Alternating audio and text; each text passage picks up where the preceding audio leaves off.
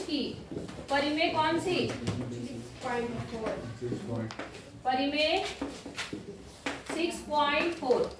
ठीक है, जो परिमेय हमने कल पढ़ी थी उसकी ये उल्टी है, मतलब उल्टा मतलब अपोजिट है। ठीक है ना, करने का तरीका देख लो बस एक बार हल्का सा, उसके बाद फिर एक्सरसाइज स्टार्ट करते हैं। ठीक है, देखिए यहाँ पे क्या लिखा हो परिमेय 4 में, यदि दो त्रिभुज में एक त्रिभुज की भुजाएं दूसरे त्रिभुज की भुजाओं के समानुपाती हैं। समझ में आ गया आपको? दो त्रिभुज हैं, क्या है? दो त्रिभुज। एक त्रिभुज ये है, इसका नाम ए बी सी है, और एक त्रिभुज आपका ये है, इसका नाम डी ई एफ है। ठीक है ना, जिनकी क्या दिया हुआ है? दिया है कि इनकी संगत भुजाएं क्या है? बराबर। बराबर, फिर वही बात, समानुपाती। संगत भुजाएं समानुपाती, मतलब दिया है आपको A B upon D E बराबर A C upon D F बराबर B C upon E F.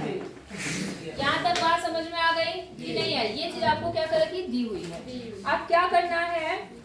तो मैंने कहा था जहां से तो शुरू हो, इसका मतलब ये चीज क्या करनी है? प्रूव करनी है। तो इनके संगत कोण क्या होते हैं? बराबर। तो सिद्ध करना है कि इनके संगत कोण क्या है? बराबर। बराबर है। बात समझ में आ गई?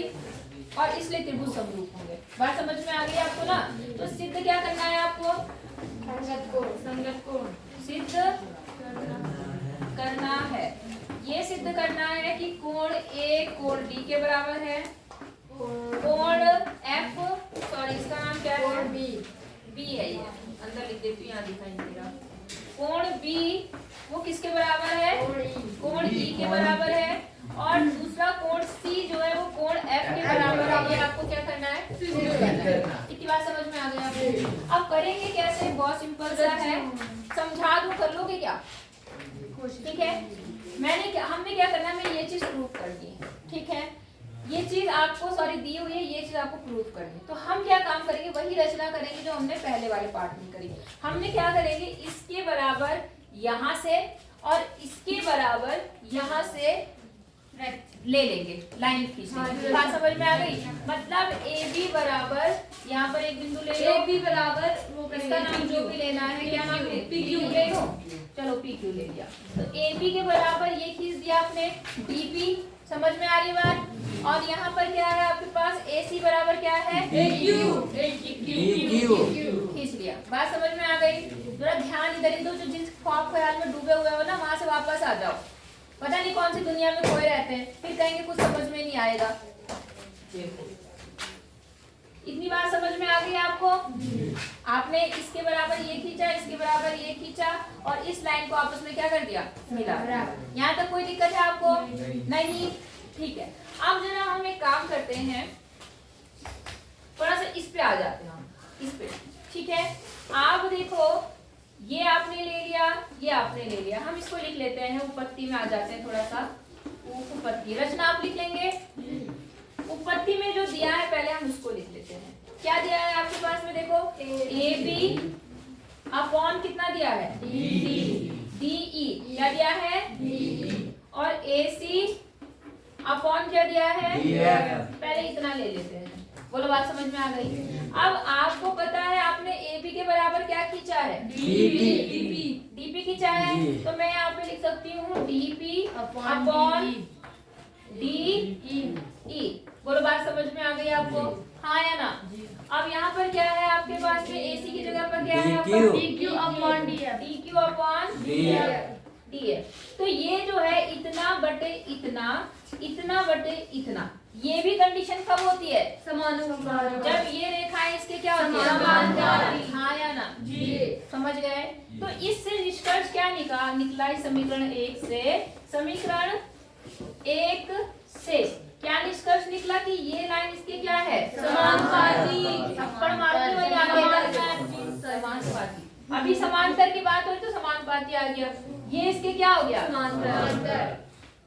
अभी हम कैसे कह देंगे कि समानुपाती है कि नहीं है, क्या है? बोलो, बात समझ में आ गई? नहीं आई? इतनी बात समझ में आ गई? किसी को दिक्कत? तो जब दो रेखाएं समांतर होती हैं और उन्हें तीसरी रेखा काटती है, तो ये कोण इसके क्या होता है? बराबर होता है। क्यों होता है? संगत समझा रही हूँ खुद करना। उस हिसाब से ये वाला कोण इसके क्या हो जाएगा? बराबर। किस हिसाब से? संगत। इसी हिसाब से ये वाला कोण इसके बराबर हो जाएगा। क्यों? संगत कोण। यहाँ तक समझ में आ गया कि नहीं आया? आ गया। अब आप ध्यान दो, इस त्रिभुज को ले लो, इस त्रिभुज को ले लो, ले ले। आपको पता है आपने ये, अच्छा एक और चीज सुनो,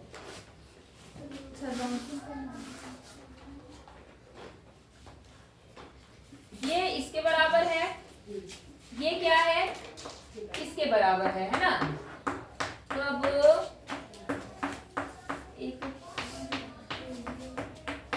ये कोण और ये कोण, अगर तो कोण बराबर हो जाते थे वो तो खैर हो रहा है ना, उसको नहीं बताना चाह रही मैं। ये कहना चाह रही हूँ कि ये जो त्रिभुज है, इस त्रिभुज के सर्वांगसम होगा। क्या होगा? सर्वांगसम। आई बात समझ में? अब कैसे होगा? साइड साइड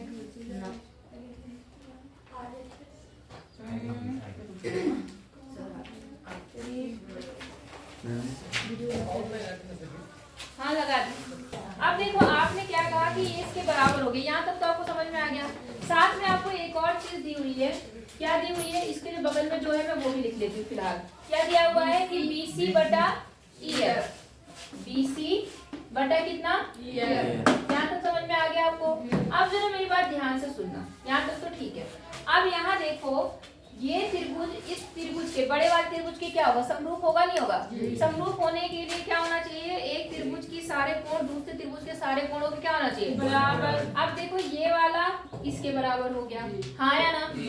ये वाला इसके बराबर हो गया, नहीं आई बात समझ में? और ये कोण दोनों के लिए है, बात समझ में आ रही है आपको? तो उस हिसाब से ये छोटा त्रिभुज इस बड़े त्रिभुज के क्या हो गया? समरूप हो गया कि नहीं हुआ? मैं थोड़ा लिख देती हूँ। त्रिभुज कौन सा? DPQ समरूप किसके हो गया? DEF। यहाँ तक बात समझ में आ गई? तो जब समरूप त्रिभुज होते हैं तो उनकी संगत भुजाएं क्या होती है? समानुपाती। क्या होती है? समानुपात में होती है कि नहीं होती है? होती है जी। संगत भुजाएं क्या होती है? समानुपात में। ठीक है, तो उस हिसाब से मैं इसका संगत इसमें देखती हूँ। तो देखो इस AB की संगत क्या है यहाँ पर? DP की संगत है आपकी ये पूरी, क्या नाम है इसका? DE। यहाँ पर क्या है आपका? पूरी पूरी भुजा लेंगे हम, समांतर वाला नहीं, हम समरूप वाली बात कर रहे हैं। इसी बात समझ में आ गई? अब तीसरी भुजा कौन सी है यहाँ पर? PQ बटे कितना? EF। आई बात समझ में नहीं आई? ये पॉइंट समझ में आया आपको? जी। क्यों आया? ये समरूप कैसे आया वो बताना जरूर आप लोग पहले, ठीक है? पहले क्या कहेंगे? ये छोटा त्रिभुज इस बड़े त्रिभुज के समरूप है। क्यों? क्योंकि इसके तीनों कोण इस बड़े त्रिभुज के तीनों कोण के क्या है? बराबर। आई बात समझ में कि नहीं आई? समरूप है तो हमें पता है कि समरूप त्रिभुज की संगत भुजाएं क्या होती है? समानुपात में होती है। तो हमने समान अनुपात में कर दिया इसको, यहाँ तक समझ में आ गया? उसके बाद हमने क्या काम करा? जो चीज हमें दी हुई है पहले हम उसको लिख लेते हैं, या चलो पहले थोड़ा सा चेंज कर लेते हैं। हमें पता है हमने DP बराबर क्या खींचा है? AB। यहाँ पे मैं AB बटे DE लिख सकती हूँ, हाँ जी, बराबर। उसके बाद हमने क्या करा? AC बराबर क्या खींचा हमने? AC बराबर DQ। तो जहाँ DQ है वहाँ मैं AC लिख सकती हूँ, हाँ जी, AC बटे DF। और जो ये PQ वाला है इसको अभी हम ऐसे ही रखेंगे। बोलो बात समझ में आ गई आपको कि नहीं आई? आ गई। अब जरा ध्यान देना, दिया क्या है? परंतु कुछ दिया भी हमें, क्या दिया है? AB अपॉन DE और बराबर AC अपॉन DF बराबर क्या दिया है? CC upon EF। ये चीज आपको क्या कहाँ से आई? दिया है। और ये हमने क्या किया? सिद्ध किया। ये हमने क्या किया? इतनी बात समझ में आ गई? अब जरा इस इक्वेशन और इस इक्वेशन को ध्यान दो। ये इसके बराबर, ये इसके बराबर, तो बचा हुआ भी तो आपस में बराबर होगा। तो बचा हुआ क्या कितना है वहाँ पे? DQ upon EF। अब EF से भी EF क्या हो जाएगा? तो यहाँ से क्या निष्कर्ष निकला? PQ बराबर BC। मतलब ये जो लाइन है आपकी BC वो किसके बराबर है? इतनी बात समझ में आ गई आपको कि नहीं आई? आ गई। अब आ जाओ जरा इस त्रिभुज में और इस त्रिभुज में।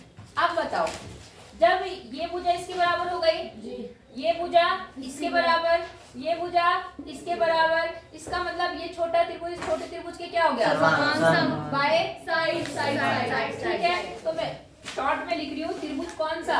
ABC सर्वांसम हो गया DBQ के। समझ में आया क्यों हुआ? बाय साइड हाँ, बाय S, S। आई बात समझ में? तो अगर ये इसके सर्वांसम में तो आपको पता है हर एक पार्ट इक्वल होगा, हाँ या ना? तो जाहिर सी बात है ये वाला कोण इसके बराबर होगा, हाँ या ना? है ना? बाय CPCT ये इसके बराबर हो गया, ये वाला इसके बराबर हो गया, और ये वाला यहाँ तक समझ में आया? नहीं आया? आया। अब आपको पता है क्योंकि ये वाला किसके बराबर है? ये इसके बराबर था संगत के हिसाब से, और ये वाला इसके बराबर है, ये भी इसके बराबर। इसका मतलब ये कोण भी इसके क्या होगा? बराबर। सेम टू सेम ये इसके बराबर है, और ये जो है वो इसके भी बराबर है, तो ये वाला कोण भी आपस में क्या होगा? बराबर। ये इसके बराबर हो गया, ये इसके बराबर हो गया, और ये वाला इसके बराबर हो गया। तीनों कोण इस त्रिभुज के तीनों कोण के बराबर हो गया नहीं? बोलो समझ में आई बात? पक्का? करेंगे, ट्राई करेंगे, हो जाएगा। तो एक्सरसाइज पे आ जाए हम लोग। इसको लिखना है इसको, ठीक है लिखो। अच्छा बेटा देखो, अगर दो त्रिभुज समरूप होते हैं तो मैंने आपको बताया था इसके लिए दो कंडीशन होती है, बताया था आपको? हाँ, कोण और भुजाएं बराबर नहीं समरूप। लेकिन अब याद रखो, इनको अगर हम सर्वांसम वाली भाषा में लिखना चाहे, जैसे हम सर्वांसम में लिखते थे ना, SSA ये जो भी करते थे, तो उस हिसाब से मैं थोड़ी इस नियम को लिख रही हूँ कि दो त्रिभुज समरूप कब होते हैं। पहला है A रूल। कौन सा रूल? एंगल। मतलब अगर किसी त्रिभुज का के संगत कोण क्या? संगत कोण क्या हो? बराबर। ये इसके बराबर, ये इसके बराबर, ये इसके बराबर, तो त्रिभुज क्या होगा? समरूप होगा। क्या होगा? पहला रूल समझ में आ गया, ठीक है। दूसरा मैंने बोला कि संगत भुजाएं किसमें होनी चाहिए? समानुपात में होनी चाहिए, ठीक है। मतलब AB बटे PQ बराबर AC बटे बोलो PR बराबर BC बटे QR, ये होना चाहिए। या एक और चीज हो सकती है कि अगर दो भुजाएं समानुपात में हो और उनके बीच का जो कोण है वो बराबर हो। बात समझ में आ गई? इस रूल को क्या बोलेंगे? Side angle side. क्या रूल बोलेंगे? Side angle side. समझ गए? मतलब दोनों भुजाएं तो किसमें हो? समानुपात में, और कोण क्या हो? बराबर। जैसे यहाँ के अनुसार हमारा क्या बनेगा? कोण A किसके बराबर बनेगा? कोण P के, और साथ में AB बटा PQ, और साथ में AC बटा PR। समझ में आ गया? इनमें से अगर कोई भी रूल लगता है, चाहिए, तो हम त्रिभुज को समरूप बोल सकते हैं। बात समझ में आ गई? तीनों में से मैंने उस दिन थोड़ा सा गलत बोला, मैंने कहा दोनों जरूरी है, बोल दिया था मैंने, शायद एक दिन मेरे मुंह से निकल गया था। ऐसा नहीं होता। अगर तीनों में से अगर यही चीज है तब भी त्रिभुज समरूप होंगे, अगर ये चीज हमें पता है तो भी त्रिभुज समरूप होंगे, ये पता है तो भी त्रिभुज क्या होंगे? समरूप। बात समझ में आ गई? अब बस इसके आधार पे आपकी प्रश्नावली है, तो पहला सवाल फटाफट देख लो, करते हैं हम लोग। इसमें देखो आपको बताना है, समरूपता की कसौटी लिखनी है। ये समरूपता की कसौटियां जो नियम होते वही कसौटी होती है, आपको पता है। तो कसौटी लिखनी है, और किस आप कसौटी के आधार पर ये समरूप है या नहीं है ये आपको बताना है। तो जैसे पहला वाला क्वेश्चन देखो, पहला देखो जल्दी से फटाफट, मुझे बताओ कि क्या ये त्रिभुज इससे समरूप है? हाँ जी। क्यों? क्योंकि कोण बराबर है, सारे कोण बराबर है, तो कौन सी कसौटी? A। ठीक है ना? अच्छा, दूसरा सवाल देखो, फटाफट देखो, देख लिया? समरूप है या नहीं है? क्यों नहीं है? बराबर है ना, है पक्का? नहीं है? नहीं। थोड़ा सा ध्यान से आप है जी। ये भी अब तीसरी कसौटी से होगा जी ये। तीसरी कटौती कसौटी से क्यों होगा भाई? अरे देखो ऐसा थोड़ी ना कि चित्र बिल्कुल एक जैसे बने होंगे कि इधर की इधर ही होगी। ये जी दो का नीचे दे रखा और हाँ, तीन तो का इधर फिर दे रखा है। आप देखो इसमें सबसे बड़ी भुजा कौन सी है? 6। और इस वाले त्रिभुज की सबसे बड़ी तीन। भुजा कौन सी है? तीन। तो 3 6 के संगत है। तो एक कितना बटा आया? दो आएगा जी। 1/2। और देखो ये उसके बाद जो लाइन है वो यहाँ पे PR है, जो उसके बाद वाली लाइन है, बीच की बड़ी लाइन। उसके बाद यहाँ पर क्या है? BC है। कौन सी है बड़ी लाइन उसके बाद? BC। बात समझ में आ गई? तो जो उसके 5 बाद है। इनका अनुपात भी 1/2 होगा। और सबसे छोटी यहाँ पर क्या है? AB। और यहाँ पे सबसे छोटी क्या है? QR। इनका भी कितना है? 1/2 जी। नहीं आई बात समझ में आ आ गई। गई? तो जरूरी नहीं अच्छा, कि चित्र हमेशा एक जैसे बने हो, आपको संगत ढूंढना है। आप संगत ढूंढोगे तभी तो सवाल सॉल्व कर पाओगे। तो संगत भुजाएं आपको देखनी पड़ेगी, ढूंढनी पड़ेगी। तो ये समरूप है या नहीं है? है जी। बोलो बात समझ में आ गई? तो आप ये सवाल क्या कर सकते हैं? हाँ जी। पक्का जी। तो ये वाले सवाल करना। तुम्हारा कोई पीरियड खाली है? जी। 4th खाली है? पाँचवीं की बात, 4th किसका है? आर्य सर कब पढ़ाते हैं? तीसरे में पढ़ाते हैं। तीसरे में सर आएंगे। चलो जब तुम खाली होंगे लंच से पहले अगर होते हैं, मान लो सर नहीं आते तो मुझे बता देना, फिर मैं आगे के क्वेश्चन बता दूंगी। समरूप वाले कर लेंगे ना जी। सारी कसौटियां लिख लेंगे जी। चलो पढ़ा लो। नहीं आप मैं उधर जाती हूँ। कहाँ पर? ना ना चलो कोई बात नहीं, अब आप भी तो कर लेना सारे सवाल।